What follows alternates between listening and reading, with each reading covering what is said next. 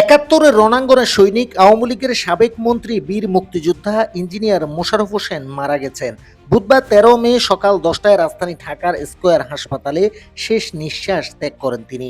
এর আগে গত ২ দিন সংকটাপন্ন অবস্থায় আইসিইউতে ভর্তি ছিলেন। খবরটি নিশ্চিত করে তার পরিবার। ইঞ্জিনিয়ার মোশাররফ হোসেন আওয়ামী লীগের প্রার্থী হিসেবে চট্টগ্রাম ১ মিরসরাই আসন থেকে ৬ বার এমপি হন। গৃহায়ন ও গণপূর্ত মন্ত্রণালয় এবং বেসামরিক বিমান পরিবহন ও পর্যটন মন্ত্রণালয়ের মন্ত্রী হিসেবে দায়িত্ব পালন করেছেন সাবেক এই নেতা।